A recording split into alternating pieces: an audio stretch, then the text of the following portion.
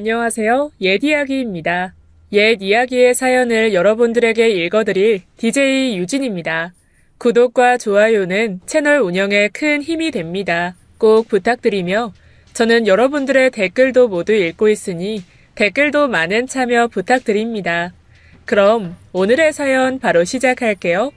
안녕하세요. 저는 안산에서 미용실을 운영하는 42세 여자입니다. 전 요즘 핫한 모모 부부라는 프로그램을 즐겨봅니다. 누가 어떤 사연을 보내면 그것을 배우들이 재현하는 프로죠. 보면서 가끔은 세상에 저런 일이 있나? 자작 아니야? 할 때도 있었는데 어느 날 제 동생이 겪은 일과 비슷한 사연을 보고 정말 누구에게나 일어날 수 있는 일이구나 싶어 저도 이곳에 사연을 띄워봅니다. 전 어려서 일찍 부모님이 돌아가셨고 저보다 3살 어린 여동생과 단둘이 살아왔었습니다. 동생과 나이 차이가 많이 나지는 않지만 전 제 동생을 정말 아끼고 보살폈고 동생도 그런 저를 많이 의지하고 따르며 살았습니다. 자주 다투고 하는 보편적인 자매의 모습과는 확실히 다른 모습에 주변에서도 사이좋기로 유명했죠. 그러다가 10년 전 당시 만나던 남자, 지금의 남편과의 사이에서 아이가 생기게 되어 급하게 결혼을 하게 되면서 동생과 함께 살던 집에서 나오게 되었어요. 동생은 혼자 살게 되었습니다. 마냥 어리게만 느껴지는 동생을 혼자 두고 시집을 간다는 건 생각도 해본 적 없는 일이었습니다. 그래서 임신을 했던 32살 때에도 그 당시 기준으로 결혼하기는 좀 늦었던 때였지만 그럼에도 불구하고 전 동생 걱정에 결혼을 하지 말아야 하나 생각도 했었죠. 너만 두고 이 집을 나가려니까 내가 너무 걱정돼. 언니 결혼 안 해도 돼. 혼자 사는 게 무서울 것 같으면 얘기해줘. 언니, 지금 무슨 소리를 하는 거야. 뱃속에 내 조카가 들으면 엄청 서운하겠어. 언니도 이제 내 걱정 좀 그만하고 언니 인생 살면 안 돼? 나 29살이야. 누가 보면 유난이라고 욕해. 동생은 제가 말도 안 되는 소리를 한다며 짜증내듯 말했어요. 사실은 저도 알고 있었습니다. 당시 29살 먹은 동생에게 하는 제 행동은 누가 봐도 유난스럽다는 걸요. 하지만 어려서부터 쭉 둘이 살았던 탓에 전 동생에게 어쩌면 언니 이상의 마음, 엄마 같은 마음을 가지고 있었는지도 몰라요. 때문에 제 행동이 유난스럽다는 것을 알아도 어쩔 수 없었어요.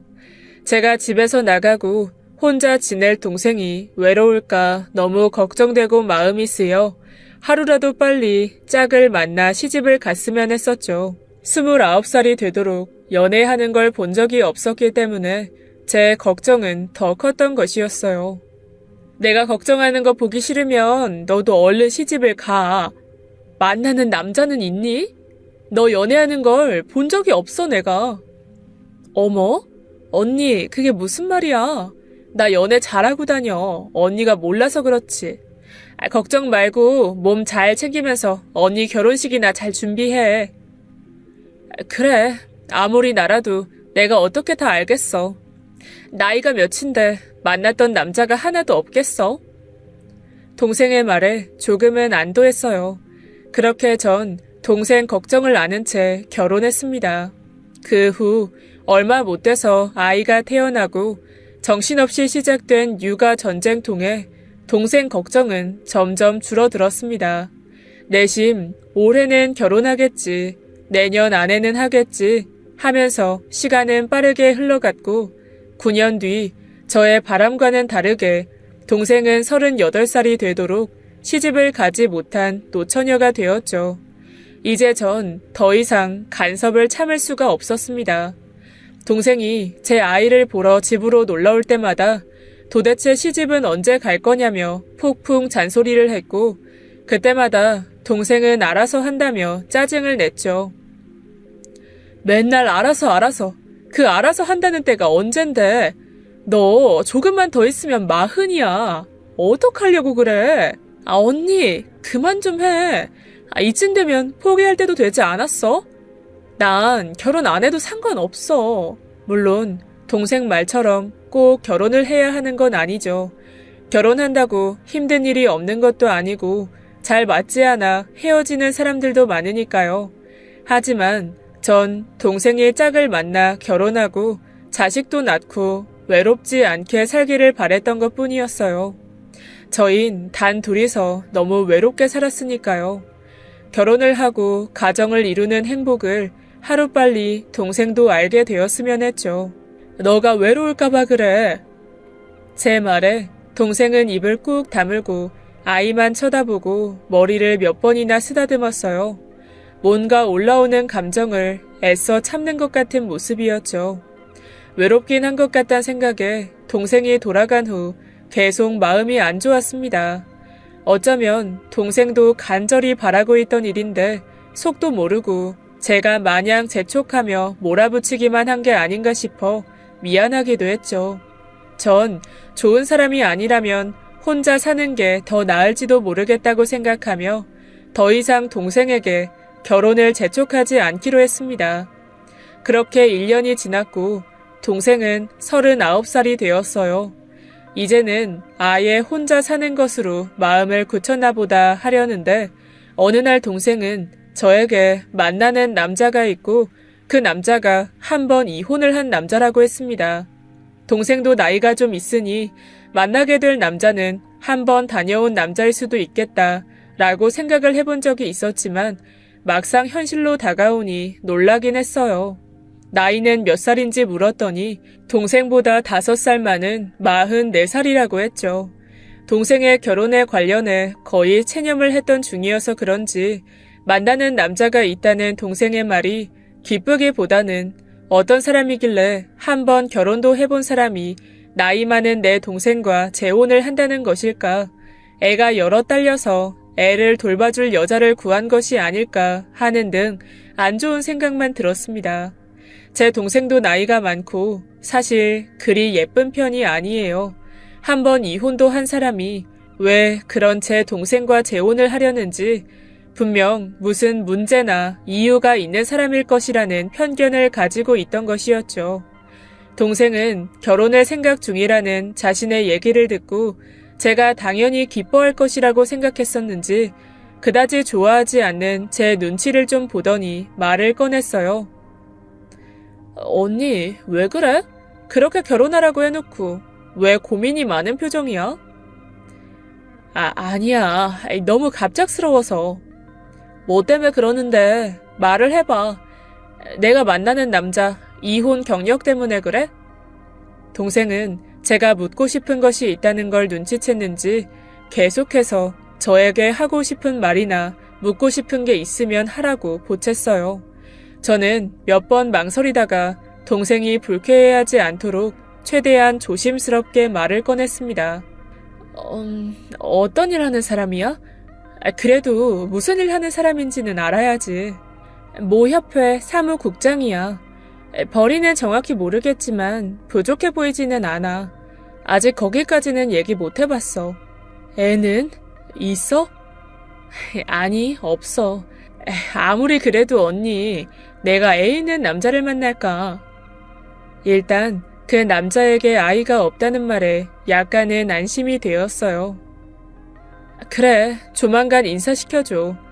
네가 결혼할 남자라는데 그래도 내가 한번 봐야지.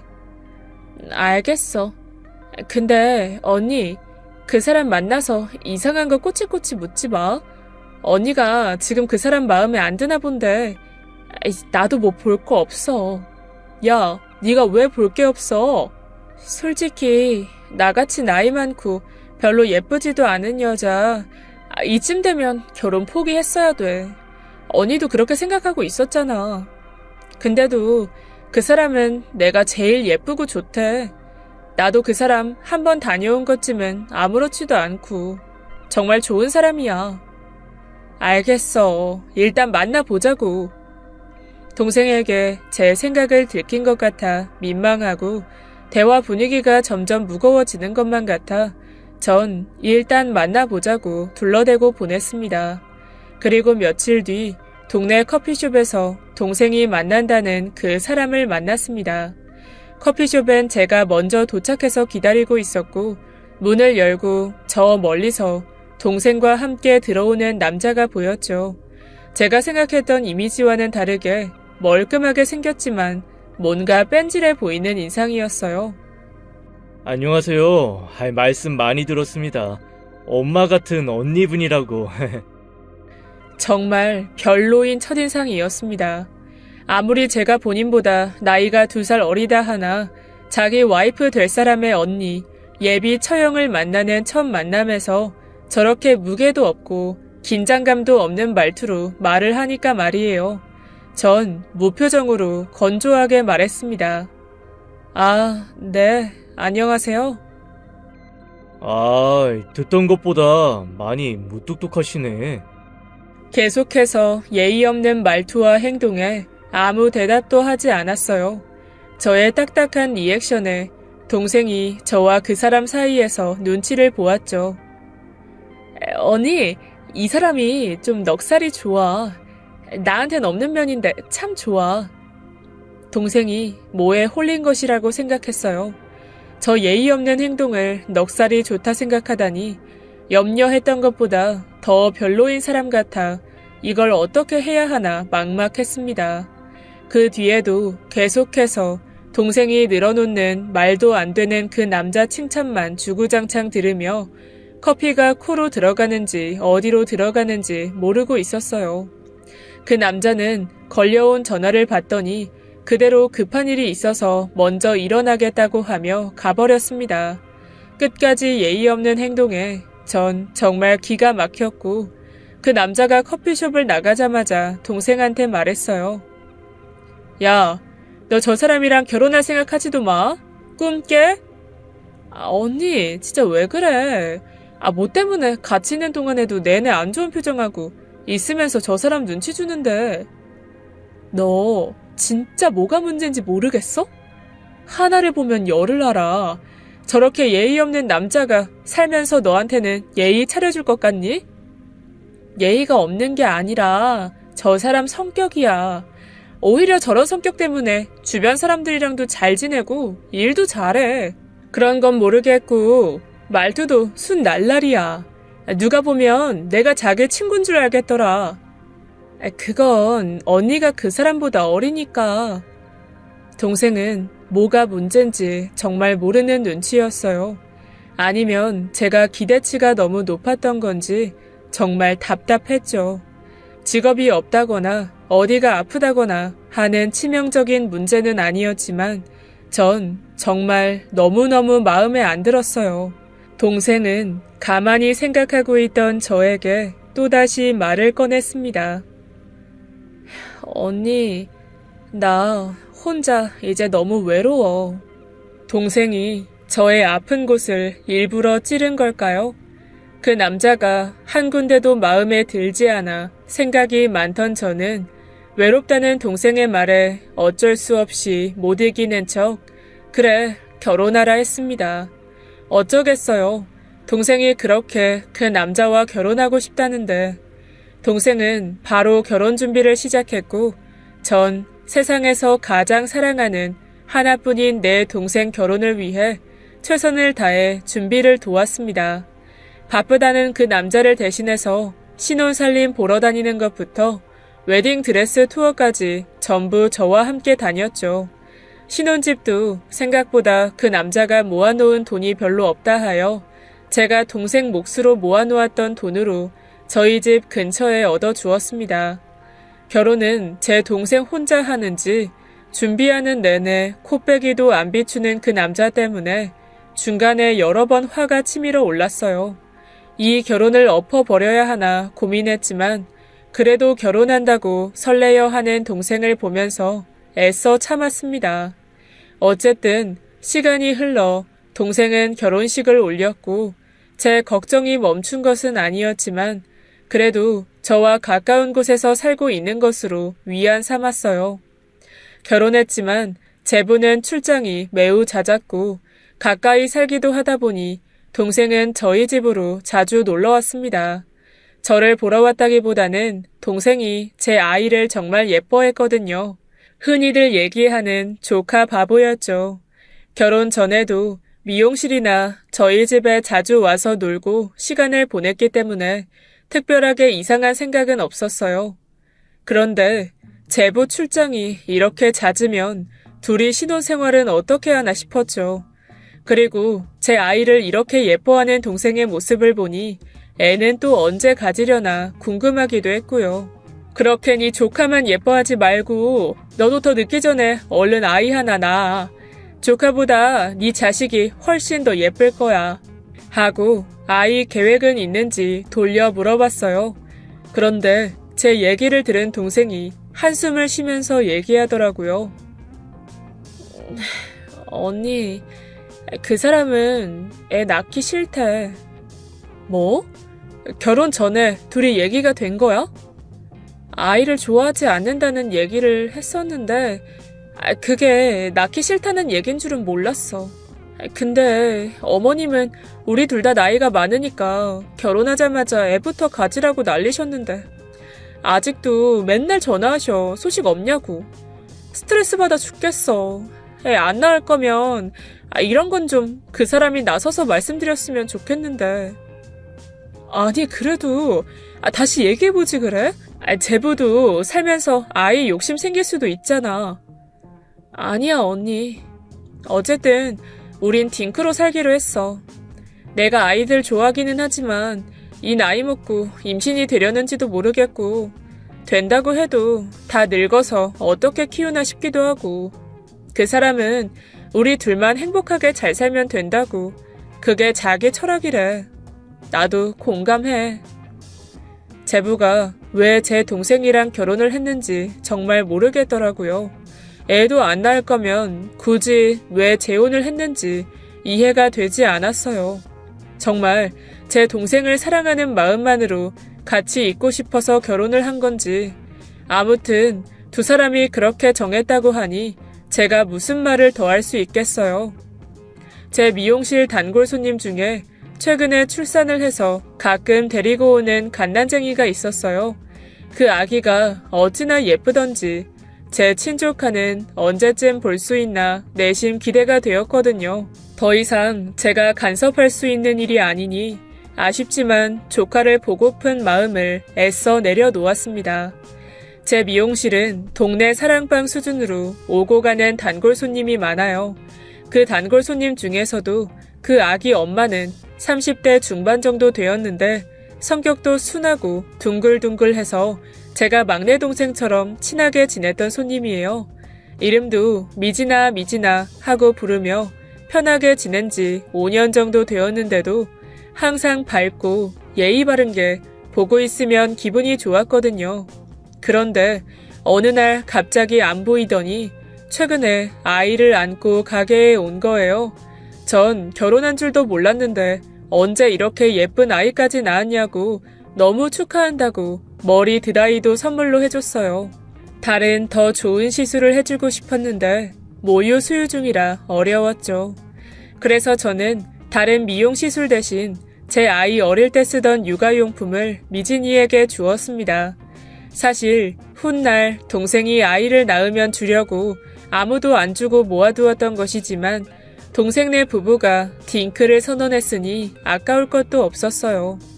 미진이는 살림이 넉넉하지는 못해 그동안 필요한 것을 장만하지 못했었는데 너무 감사하다며 종종 커피를 사들고 가게로 놀러왔어요. 남편이 출장도 많고 일이 많아 집에 혼자 있는 시간이 많다고 자주 놀러왔는데 무슨 일을 하는 사람이길래 이렇게 맨날 집을 비우나 궁금하긴 했죠. 하지만 구태여 묻지 않았고 미진이 아기도 너무 예쁘고 손님 없는 시간에 저도 지루하지 않아서 참 좋았습니다. 그러다 어느 날 미진이는 근처 아파트로 이사를 가게 됐다며 짐 정리 때문에 이번 주는 못 온다고 얘기를 하더라고요. 어디로 이사를 가는지 물었더니 저희 아파트 바로 옆동으로 이사를 오는 것이었더라고요. 미진이는 저희 집 옆동이라는 이야기를 듣고 기뻐하며 자기네 집도 자주 놀러오라고 이야기했어요.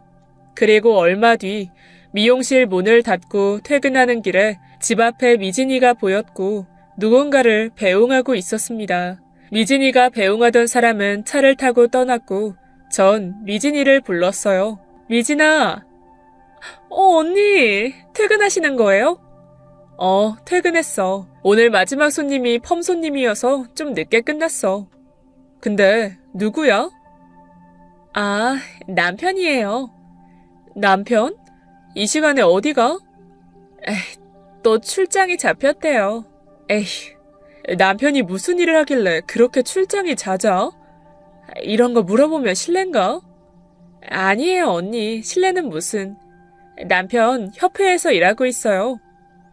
그러고 보니 아까 미진이 남편이 탄 차가 제 옆으로 지나갈 때 무슨 협회라고 쓰여 있는 걸 본 것도 같았어요. 제보도 그렇고 무슨 일을 하는지 그렇게 일이 많은지 모르겠더라고요. 자기 남편도 협회에서 일해? 우리 제부도 협회에서 일하는데 내 동생도 맨날 혼자 있어. 뭔 놈의 협회가 그리 일이 많은지. 어머, 언니 제부도 협회에서 일해요? 협회 일은 다 그런가 보네요. 전 그렇게 짧은 대화를 마치고 미진이 남편도 협회에서 일하느라 바쁜 걸 보니 제부가 괜히 바쁜 척하거나 딴짓하는 게 아니었구나 생각하며 집으로 들어왔습니다. 그 주 주말에 동생이 집으로 놀러왔어요. 나 지금 출근해야 되는데 오면 어떡해? 주말에 나 바쁜 거 몰라? 언니, 내가 왜 몰라? 그 사람 주말인데 강원도 출장 갔어. 할 것도 없고 심심한데 여기서 애나 보면서 있을게. 밥도 내가 챙겨줄 테니까 걱정하지 말고. 언니 늦은 것 같은데 얼른 가. 주말에도 먼 강원도까지 출장을 가다니 아무리 일이 중요하다지만 신혼인데 너무하지 않나 싶더라고요. 아무튼 전 동생에게 아이를 맡기고 출근을 했고 오픈 준비를 마치자마자 가게에 미진이가 커피와 작은 쇼핑백을 들고 왔습니다. 언니, 슈퍼 가는 길에 들렸어요. 아침부터 너무 고맙게 뭘 커피까지 사들고 와, 우리 사이에. 근데 애는 어쩌고 왔어? 남편이 봐주고 있어요. 웬일로 오늘은 남편이 있어? 네, 모처럼 주말에 집에 있네요. 그래서 오늘은 장도 좀 마음 편히 보고 그러고 들어가려고요. 언니, 그리고 이거. 미진이 한 손에 들고 있던 쇼핑백을 주면서 말했습니다. 남편 협회에서 나온 기념품인데 언니 하나 드리려고요. 오르골이에요. 언니가 육아용품도 주고 이것저것 저 잘 챙겨주신다고 남편한테 말했더니 꼭 가져다 드리라며 줬어요. 아니, 그게 뭐라고 나까지 챙겨줘. 정말 고마워. 미진아, 잘 쓸게. 미진이는 저에게 오르골을 주고 장을 보러 갔고 퇴근 후 미진이가 준 오르골을 꺼내 올려놓는 걸 본 동생은 놀란 말투로 얘기했습니다. 언니, 이거 어디서 났어? 우리 단골 손님이 주고 갔어. 내가 전에 우리 애가 쓰던 육아용품도 주고 친한 동생이야. 미진이라고. 이거 우리 그인의 협회에서 나온 기념품인데? 어머, 그래? 미진이 남편도 어디 협회에서 일한다더니 제부랑 같은 협회에 다니나 보네. 너무 신기하다. 그러게. 정말 신기하다. 근데 그 집 남편도 그렇게 바쁘대? 대충 들었는데 엄청 바쁘대. 출장도 잦고 집에 혼자 있다고 가게 자주 놀러와. 도대체 뭐가 그렇게 바쁠까? 그 집은 애도 있다면서 혼자 힘들겠네. 그러니까 말이야. 동생은 협회가 한두 개도 아닌데 제부와 미진이 남편이 같은 협회에서 일한다는 사실을 엄청 신기하게 생각했어요. 전 같은 동네에 있으니 둘이 친하게 지내면 좋겠다고 했어요. 언제 한번 미용실로 와. 미진이 소개시켜 줄게. 둘이 친하게 지내면 좋겠네. 그러니까 언니. 며칠 뒤 미진이가 초췌한 얼굴로 가게에 왔습니다. 어머, 얼굴이 왜 그래? 언니, 요즘 애가 너무 칭얼거려서 죽겠어요. 미진이는 아기를 본다고 아주 죽을 지경이라고 했습니다. 남편은 일 때문에 당연히 육아는 거의 하지 못한다고 자기 혼자 독박 육아 중이라며 한탄했죠. 애 아빠가 일주일에 3, 4일은 출장 간답시고 집에 없는 게 말이 되냐면서요. 그 순간 동생 생각이 났어요. 맞다. 자기 남편이랑 우리 제부랑 같은 협회에서 일한대. 어머, 정말요? 너무 신기하다. 그렇지. 자기랑 나랑 인연이긴 인연이었나 봐. 정말 그런가 봐요. 미진이 역시 자신의 남편과 제부가 같은 협회에 다닌다는 사실이 매우 신기하다고 했습니다. 우리 제부도 맨날 집에 없어. 동생네는 애는 없는데.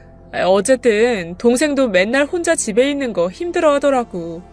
하여튼 그 협회 엄청 잘 나가나 봐. 그런 걸까요? 사실 전 남편이 조금 의심스러워요. 응? 뭐가? 아무리 일이 바빠도 매주 이렇게 출장이 있는 게 이해가 되지 않아요. 혹시 남편한테 다른 여자가 있는지. 아휴, 자기야, 별 걱정을 다 한다. 우리 제부도 그런다니까. 일 못해서 집에서 빈둥거리는 남편보다 훨씬 낫지. 그런 생각 마. 자기가 지금 아기 보느라고 너무 힘들어서 그래. 미진이는 매일 바쁜 남편이 외도를 하고 있나 걱정을 하고 있었습니다.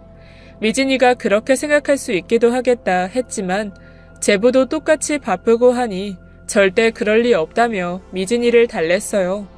그러던 어느 날 가게 쉬는 날이었는데 미진이에게 전화가 왔습니다.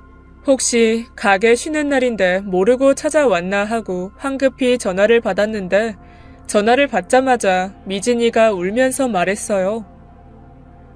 언니, 아기가 아파요. 어떡해요? 어? 아기가 왜? 어디가 어떻게 아픈데? 열이 많이 나요. 아기가 이렇게 아픈 적은 처음이라 어떻게 해야 되는지 모르겠어요. 그럼 얼른 병원을 데리고 가야지. 저 지금 너무 떨려서 운전도 못하겠어요. 도와주세요, 언니.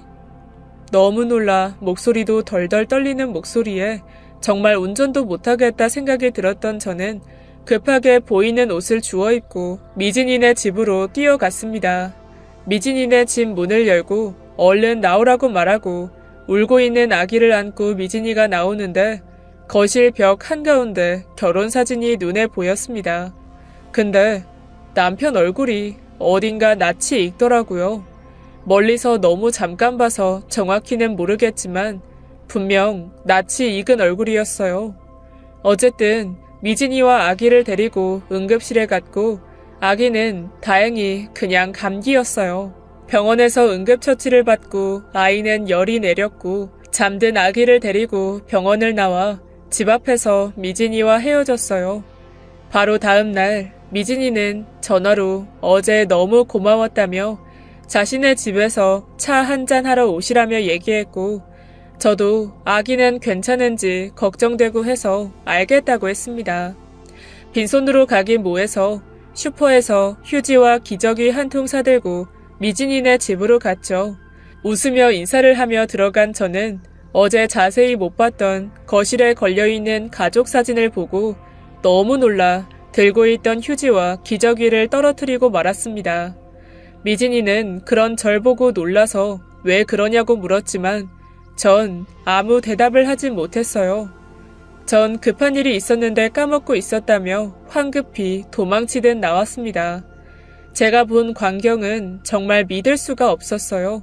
심장이 쿵쾅대고 너무 혼란스러워서 아무 생각도 할 수 없었어요. 미진이네 거실에 걸려있던 가족 사진에 저희 제부가 있었거든요. 동생은 작년에 결혼했고 미진이는 아기가 있으니 좋기 3년은 된 것 같은데 동생이 바람을 피운 것일까? 미진이는 이 사실을 알고 나에게 친한 척 접근한 걸까?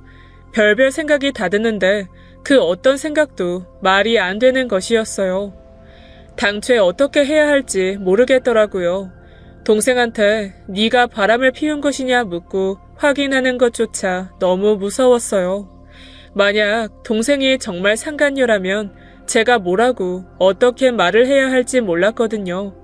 그날 이후 미진이에게서도 여러 번 연락이 왔고 동생에게서도 연락이 왔었지만 저는 모두 무시하고 가게 문도 열지 않았어요. 아직 그 누구에게도 어떻게 말을 해야 할지 머릿속이 너무 복잡했고 정리를 할 시간이 필요했으니까요. 전 며칠 동안 머리 터지도록 고민했고 먼저 동생에게 연락했습니다. 너 혼인신고 했니? 며칠 동안 연락도 안 됐다가 갑자기 전화해서 그게 무슨 소리야, 언니? 대답해. 너 혼인신고 했냐고. 당연하지, 언니. 왜 그러는데? 무슨 일 있어? 동생은 혼인신고를 했다니. 그럼 미진이는 도대체 어떻게 된 건지 더 모르겠더라고요.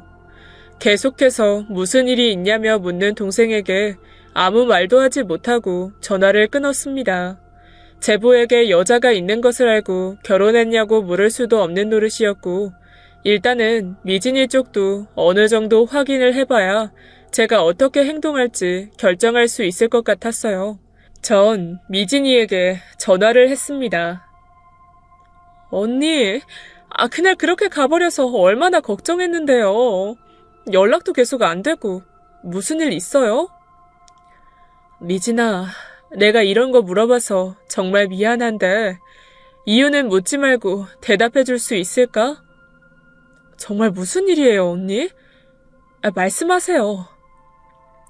혹시 너 혼인신고 했니? 혼인신고는 아직이에요.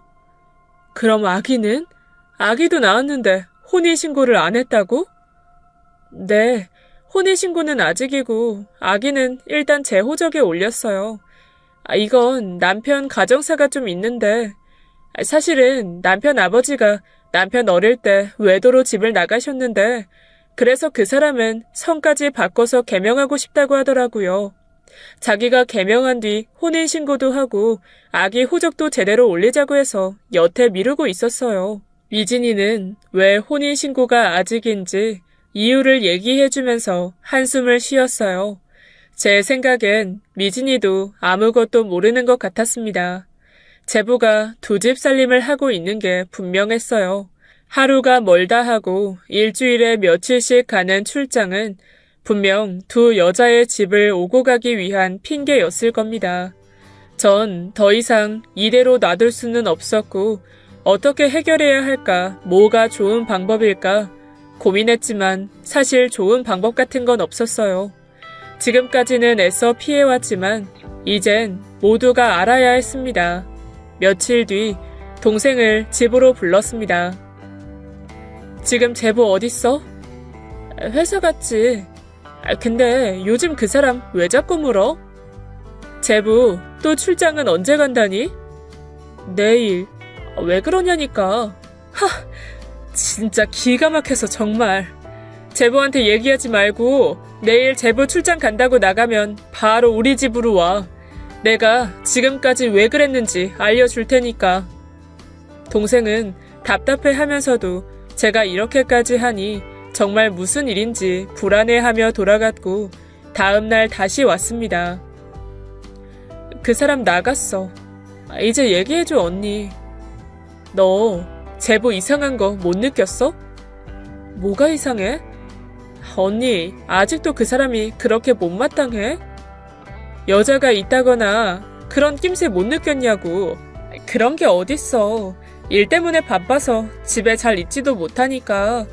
집에 있을 때만큼은 나한테 얼마나 잘하는데. 언니, 지금 그 사람이 바람 피운다는 얘기하고 싶은 거야? 출장 다녀올 때마다 얼굴 상해서 난 볼 때마다 속상한데. 언니 지금 대체 뭐라는 거야? 단순 바람이기만 하면 차라리 다행이겠어. 남편이 그렇게 허구한 날 출장 간다고 나가는데 넌 그렇게 의심 한 번을 못해? 이 바보 등신아. 네 남편 두 집 살림하고 있다고. 언니, 그게 무슨 말도 안 되는 소리야. 그 사람이 못마땅해도 그렇지. 그런 말에서 나랑 이혼이라도 시키고 싶은 거야? 왜 그래 진짜. 그러게, 내가 그 자식 뭔가 쎄하다 했어. 속상해 진짜. 전 제 얘기를 믿지 못하고 끝까지 자기 남편을 믿고 싶어하는 동생을 보며 속상해서 눈물이 나왔습니다. 하지만 동생도 진실을 알아야 했습니다. 정신 차려. 정신 똑바로 차리고 어떻게 해야 하는지 생각해. 옷 입고 따라 나와. 전 아무것도 믿지 못하겠다고 하는 동생을 데리고 미진이네 집으로 향했습니다. 미진이네 집이 가까워질수록 가슴이 쿵쾅대고 막상 거기서 사실을 마주하면 어떻게 해야 할지 생각하지 못했지만 달리 방법이 없었습니다. 동생은 직접 보기 전까지는 아무것도 믿지 못할 눈치였으니까요. 미진이네 집으로 들어가기 전 미진이 사는 103동 입구 앞에서 동생에게 혹시 아는 차가 있는지 물었습니다. 처음에는 없다고 하길래 동 뒤편으로 가보았더니 동생은 이내 긴장 가득한 눈빛으로 바뀌었습니다. 한 차를 가리키며 제보차라고 하는 것이었죠. 차를 보니 역시 저번에 미진이와 우연히 마주쳤을 때 배웅하던 미진이 남편 차와 같았습니다. 제보의 차를 발견하고 제 말이 사실이라는 것을 믿을 수밖에 없게 된 동생은 그 자리에 주저앉아 엉엉 울었어요. 5분 정도 되었을까요? 엉엉 우는 동생을 아무리 달래도 그치지 않아 마음이 아프지만 전 동생에게 화를 냈습니다. 정신 차리랬지? 너 지금까지 속은 건 그놈이 나쁜 놈이라고 그랬다 쳐도 알고 나서도 호구같이 구는 건 다 네 잘못이야. 올라가서 그 자식 마주치면 절대로 울지 말고 할 말 똑바로 해. 소리치는 제 말을 듣고 동생은 드디어 울음을 그치고 애써 진정했습니다. 그리고 올라가기 전에 알아둘 게 있어. 내가 올라가서 마주치게 될 여자는 네가 생각하는 상간녀 그런 게 아니야. 내가 다 알아봤어. 그 여자도 너랑 똑같이 그 자식한테 속은 불쌍한 여자야. 아니, 내가 볼 때는 너보다 더 불쌍해. 그 여자는 애도 있으니까. 동생은 뭐가 생각난 듯 눈을 동그랗게 뜨고 물어봤어요. 혹시 저번에 언니가 말한 그 사람이랑 같은 협회 다닌다는 집? 그래, 내가 말한 미진이네. 미진이는 정말 아무것도 모르더라. 아기 호적도 자기 밑으로 올렸어. 혼인신고를 못하니까. 이런 나쁜 자식. 그러니까 올라가서 그 여자한텐 해코지하지 마. 드디어 저와 동생은 미진이네 현관문 앞까지 올라왔고 전 너무 떨려 심호흡을 했어요. 몇 번이나 현관 벨에 손을 올렸다 내렸다 하기를 반복하고 마침내 용기를 내 벨을 눌렀습니다. 누구세요 하며 문을 연 미진이는 저를 보고 놀라며 인사했어요. 어머, 언니? 연락도 없이 어쩐 일이에요? 미진이는 저에게 말을 건네면서 뒤에 있는 동생을 쳐다봤어요. 언니, 근데 이분은... 미진아, 미안한데 실례 좀 할게. 전 동생 팔을 붙들고 미진이네 집으로 함께 들어갔습니다. 그리고 마침내 진실을 마주하게 되었죠. 미진이네 거실을 지나 안방 문을 여니 제부가 침대에 눕혀놓은 아기를 보고 장난감을 흔들고 있는 게 아니겠어요? 제부는 놀라서 벌떡 일어나 말했어요. 여보, 이게 지금 그러니까 어떻게 된 거냐면... 여보? 미진이는 제 동생에게 여보라고 부르는 제부를 보고 매우 놀란 눈치였어요. 그리고는 저를 쳐다봤죠. 하지만 그때는 제가 미진이에게 이 사태에 대해 설명해줄 어떤 상황이 안 됐어요. 이 뒤에는 모두가 상상하는 아수라장이 됐거든요. 이런 정신 나간 놈아! 그 집에 있는 제부를 보고 이성을 잃은 채 동생은 보자마자 무섭게 제부 뺨을 때렸어요. 몇 번이나 제부 뺨을 쳐도 분이 풀릴 일 없는 동생은 발로도 몇 번이나 걷어차고 주저앉아 소리를 질렀죠. 당신 뭐야? 뭐냐고 당신. 애도 있으면서 왜 나랑 결혼한 거야? 왜? 동생 이야기를 듣고 놀라서 멍하니 보고만 있던 미진이도 입을 뗐어요.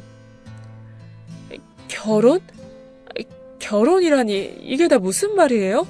네? 언니가 설명 좀. 당신도 다 속은 거예요. 이 남자, 나랑 작년에 결혼하고 혼인신고도 했어요. 미진아, 믿기 어렵겠지만, 아기 응급실 다녀오고 다음날 너희 집에 왔을 때, 여기에 걸려있는 가족사진 보고 나도 많이 놀랬어. 사진 속에 제부가 있으니까 말이야. 그날 나도 너무 놀라서 표정 관리가 안 돼서 급한 일이 있다며 돌아간 거였어. 아니, 그럼 이 사람이 언니 동생이랑 바람을... 아니, 바람이 아니야. 저 자식이 미진이랑 아기를 두고 내 동생이랑 왜 결혼했는지는 모르겠지만 내 동생은 아무것도 몰랐어. 미진이가 네가 아무것도 몰랐던 것처럼. 미진이는 더 이상 아무 말도 하지 않고 식탁 의자에 쓰러지듯 앉았습니다. 모든 것이 드러나고 다들 망연자실하고 있는 중에 제부가 무릎을 꿇으며 말을 꺼냈습니다. 처형, 제 말 좀 들어보세요. 여보, 내 말 좀 들어봐. 내가 아이가 있다는 사실을 숨긴 건 정말 미안해. 하지만 한순간에 실수로 생긴 아이였고 이 사실을 말하면 당신이 나를 떠날 것 같았어. 나 당신 정말 사랑해. 태어난 아이에겐 인간으로서 어설프게나마 아빠 역할은 해야겠고 당신이랑 결혼은 하고 싶고 나도 정말 미칠 것 같았어. 내가 정말 사랑한 건 당신이야. 제부는 말도 안 되는 변명을 늘어놓았습니다. 미친 소리 하지 마. 이 정신병자야.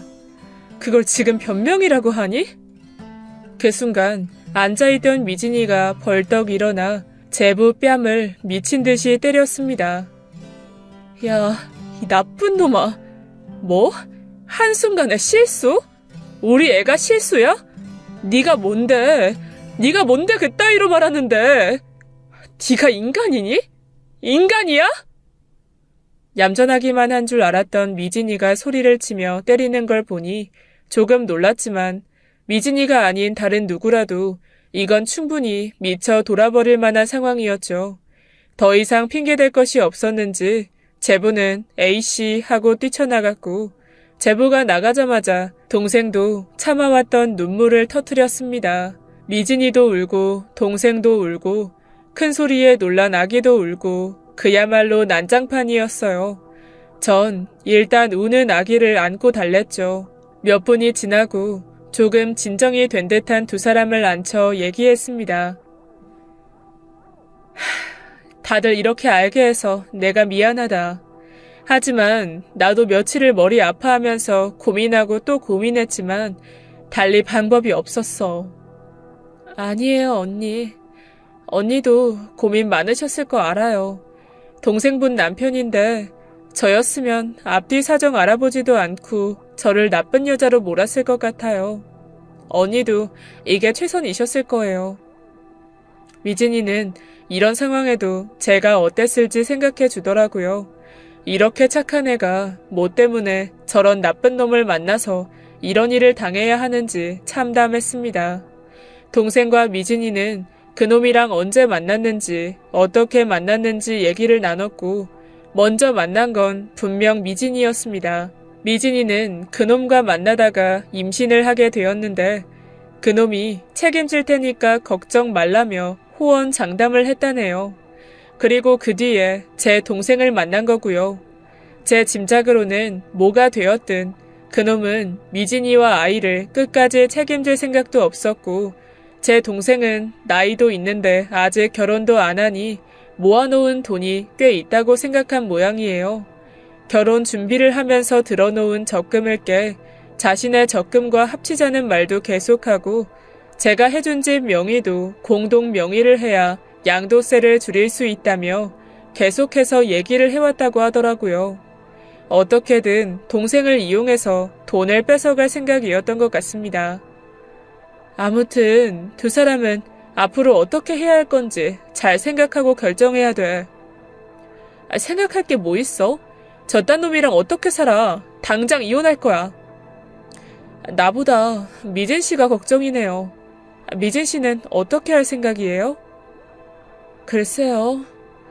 전 지금 너무 혼란스러워서 당장 어떻게 해야 하는지 모르겠어요. 전 혼인신고도 하지 않아서 법적으로 따져 물을 수 있는지도 모르겠고요. 제가 아는 변호사가 있어요. 어떻게든 그 자식 벌받게 하고, 미진 씨 애도 있는데 절대 무일푼으로 끝나지 않을 수 있도록 도울게요. 제 잘못은 아니지만 미진 씨가 이렇게 된 데에는 제가 왠지 모를 죄책감이 들어요. 미안해요. 아니에요. 두 분은 아무 잘못 없어요. 어쨌든 아시는 변호사분께 저도 도움을 받을 수 있다면 부탁 좀 드리겠습니다. 그날은 그렇게 셋이 모에 맞은 것 마냥 멍한 상태로 끝이 났습니다. 집으로 돌아와서 동생은 또다시 한참을 울며 신세 한탄을 했습니다. 미진이 역시 집에서 혼자 그러고 있었겠죠. 아무것도 모르는 아기를 끌어안고서. 그 뒤로 동생과 저 그리고 미진이는 변호사를 만나 모든 얘기를 털어놓았습니다. 상황을 설명한 뒤 어떻게 해야 그놈을 최대한 크게 벌할 수 있을지 논의했죠. 동생은 이런 경우 보통 받을 수 있는 평균 위자료보다 조금 더 많이 받게 됐습니다. 미진이는 혼인신고는 하지 않았지만 사실혼 관계를 입증할 수 있었고 생각보다 높은 위자료와 양육비를 받게 되었고요. 하지만 그놈은 역시 위자료를 쉽게 주지 않았습니다. 판결이 난 지가 언젠데 동생과 미진이 둘 다 전부 받은 사람이 없었죠. 동생과 미진이는 그놈에게 연락했지만 바쁘다며 빈번히 연락을 피했고 하는 수 없이 동생은 시어머니한테 연락했습니다. 어머니, 저예요. 그 사람이 계속 연락을 피하면서 위자료를 주지 않네요. 그 자식이 정말? 나도 걔 호적에서 파버리고 싶다. 동네 창피해서 정말. 어머니가 좀 대신 주셔야겠어요. 돈 문제가 빨리 끝나야 저도 더 이상 그 사람한테 연락하지 않고 마음 편히 살죠. 야, 너희 둘 문제를 왜 나한테 와서 그러니? 걔도 당장 목돈이 없으니까 그런 거겠지. 좀 기다려봐. 아니, 근데 너 태도가 지금 왜 그러니? 나한테 돈 맡겨놨어? 막말로 너희가 혼인 기간이 길기를 했어. 네가 애를 낳았어. 위자료를 주면 아들 애기 낳았다는 그 젊은 엄마를 줘야지. 왜 널 줘야 돼? 난 너보다 아이 낳은 그 애가 더 내 며느리 같아. 역시 콩 심은데 콩 나는 게 맞네요. 뭐야? 알고 보니 동생 시엄마가 어떻게 알고 미진이한테 연락해서 자기 아들과 혼인신고도 하고 애와 함께 제대로 된 결혼을 하라고 했더라고요. 당연히 미진이는 기막혀 하며 다신 연락하지 마시라며 전화를 끊었다 하고요. 뻔뻔하고 기막힌 동생 시엄마 태도에 저희는 이런 인간적인 방법으로는 위자료를 무사히 받아낼 수 없겠다 싶어 걱정이 됐습니다. 미진이는 그놈을 아예 사회에서 매장시켜버리고 싶다며 협회에 이 사실을 알리겠다고 했어요. 그 자식 일한다는 협회에 그놈 만행을 다 까발릴 거예요. 처음엔 충격이 커서 그런지 혼자서는 아무 대응도 하지 못했던 미진이가 시간이 지날수록 자신이 처한 현실을 받아들이지 못하고 힘들어했어요. 난 이렇게 혼자 애 키우는 미혼모 신세가 되었는데 그 자식은 돈만 주면 정말 끝인 거예요?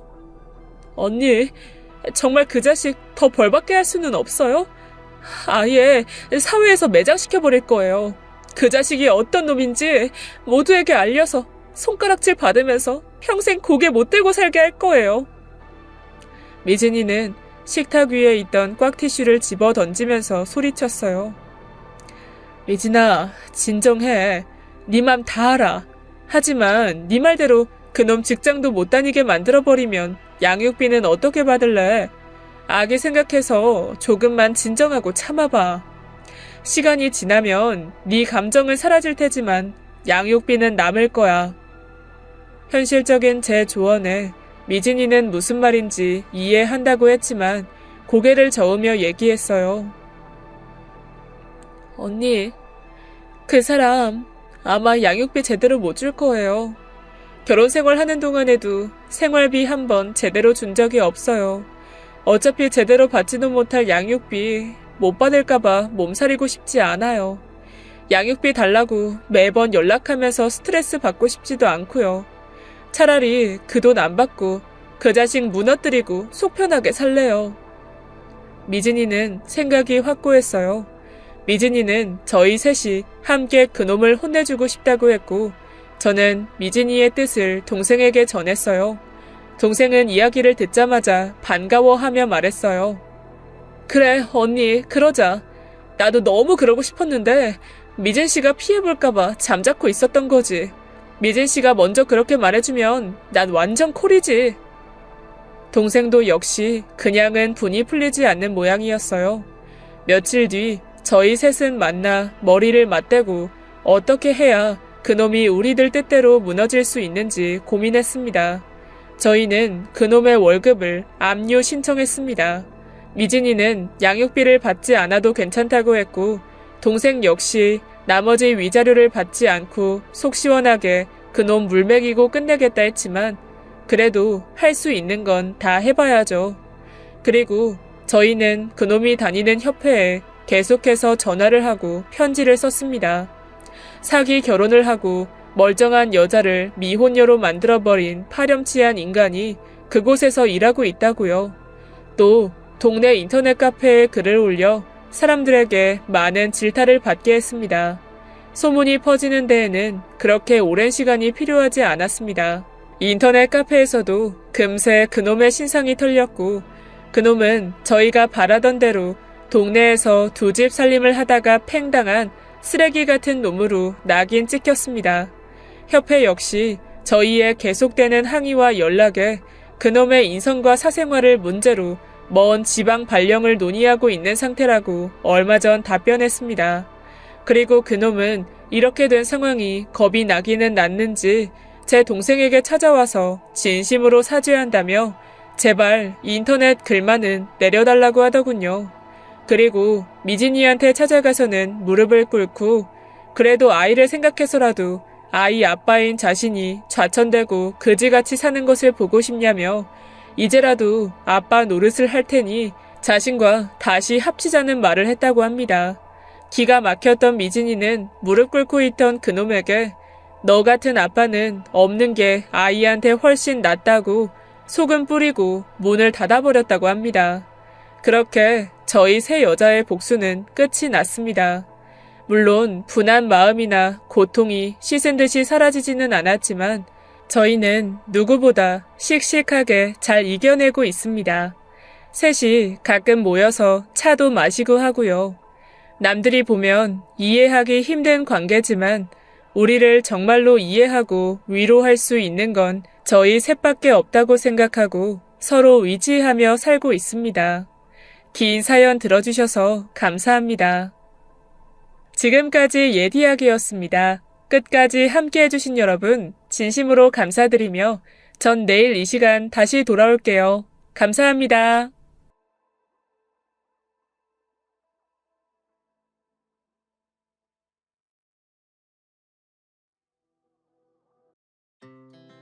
Our hearts beat to the city.